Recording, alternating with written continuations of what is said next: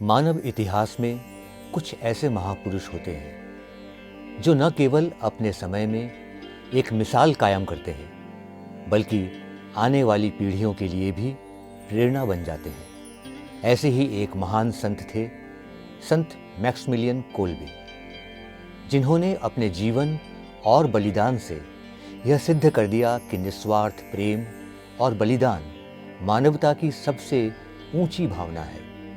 संत Kolbe का जीवन सेवा, समर्पण, विश्वास और साहस का प्रतीक है। मैक्समिलियन कोल्बे का जन्म 8 जनवरी 1894 को पोलैंड में हुआ था।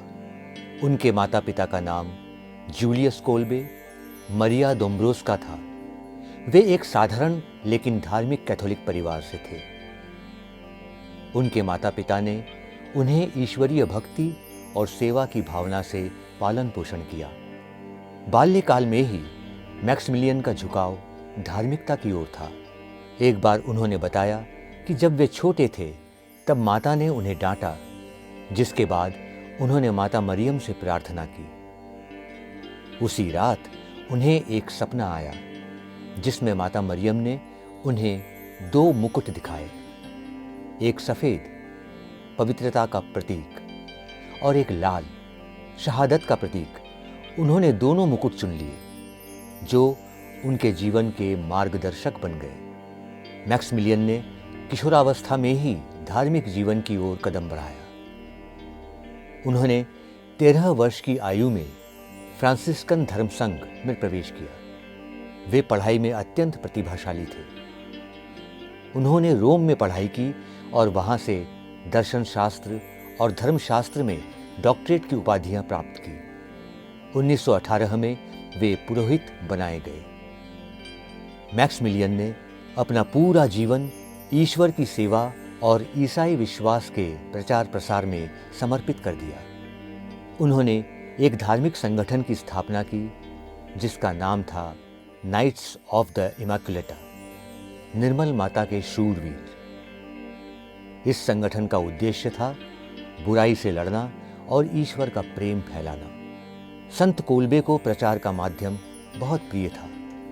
उन्होंने पत्रिकाएं निकाली जिनमें सबसे प्रसिद्ध थी निर्मल माता का शूरवीर। यह पत्रिका लाखों लोगों तक पहुंची और बहुत प्रभावशाली बनी। उन्होंने पोलैंड में एक विशाल धार्मिक केंद्र की स्थापना की जिसे नियपोकालानो कहा जाता है।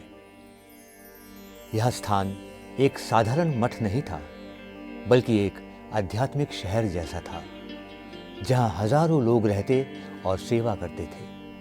इसके साथ ही कोल्बे ने जापान की यात्रा की और नागासाकी में एक मिशन की स्थापना की। यह उस समय अत्यंत साहसिक कदम था क्योंकि जापान में ईसाई धर्म का प्रचार आसान नहीं था, परंतु कोल्बे के प्रेम, विनम्रता और समर्पण ने वहां भी लोगों के हृदय जीत लिए। जब द्वितीय विश्व युद्ध आरंभ हुआ तब पोलैंड पर जर्मनी ने आक्रमण किया। नाजी सेना ने पोलैंड पर कब्जा कर लिया और कई धार्मिक संस्थाओं को बंद कर दिया गया। कोल्बे ने नाजी शासन का विरोध किया और अपने केंद्र नियपोकालानो को शरणार्थियों के लिए खोल दिया। इनमें यहूदी भी शामिल थे। उनके कार्यों के कारण उन्हें कई बार हिरासत में लिया गया। अंततः मई 1941 में उन्हें ऑशविट्ज़ नाजी कंसंट्रेशन कैंप में भेज दिया गया। यह एक ऐसा स्थान था जहां लाखों निर्दोष लोगों को अमानवीय यातनाओं से मार डाला गया। ऑशविट्ज़ में सैकड़ों लोग भूख, बीमारी और हिंसा के शिकार हो रहे थे। एक बार एक बंदी भाग गया। नाजी अधिकारियों ने उसके स्थान पर 10 कैदियों को भूख से मारने का निर्णय लिया। यह उनका भय फैलाने का तरीका था। उन 10 लोगों में एक व्यक्ति चिल्ला उठा, मेरे बच्चे, मेरी पत्नी। यह सुनकर संत कोल्बे आगे आए और बोले, मैं इस व्यक्ति के स्थान पर मरना चाहता हूं। यह एक अभूतपूर्व घटना थी। एक व्यक्ति जिसे नहीं मरना था, उसने दूसरे की जान बचाने के लिए स्वयं को मृत्यु के लिए प्रस्तुत किया। अधिकारियों ने उनकी बात मान ली और कोल्बे को अन्य 9 लोगों के साथ भूख की कोठरी में डाल दिया गया। वहां कोल्बे ने भूख से मरने वाले साथियों को साहस बंधाया, उनके साथ प्रार्थना की। 2 सप्ताह बाद जब बाकी लोग मर चुके थे, कोल्बे अभी भी जीवित थे, शांत और मुस्कुराहट के साथ। अंत में उन्हें जहर का इंजेक्शन देकर मार दिया गया। यह दिन था 14 अगस्त 1941। मैक्सिमिलियन कोल्बे के साथ इस असाधारण बलिदान ने सारी दुनिया को चकित कर दिया। उनके जीवन की महानता को पहचानते हुए उन्हें 1971 में पोप पॉल छठवें द्वारा मार्टियर ऑफ चैरिटी घोषित किया गया। 1982 में पोप जॉन पॉल द्वितीय ने उन्हें संत घोषित किया। यह समारोह जब वेटिकन में हुआ तब वह व्यक्ति भी उपस्थित था जिसकी जान कोल्बे ने बचाई थी, फ्रांसिस गजोविनिसेक। संत कोल्बे ने जो जीवन जिया वह हमें कई मूल्यवान शिक्षाएं देता है। निस्वार्थ प्रेम। उन्होंने अपने जीवन से यह सिद्ध किया कि सच्चा प्रेम वही है जो दूसरों के लिए त्याग करने को तैयार हो। धर्मनिरपेक्षता का आदर। कोल्बे ने यहूदियों और गैर ईसाई शरणार्थियों की भी मदद की। यह दिखाता है कि सच्चा धर्म मानवता को जोड़ता है, बांटता नहीं। आज का युग जहां स्वार्थ, हिंसा और असहिष्णुता बढ़ रही है, वहां संत कोल्बे जैसे व्यक्तित्व की आवश्यकता और अधिक महसूस होती है।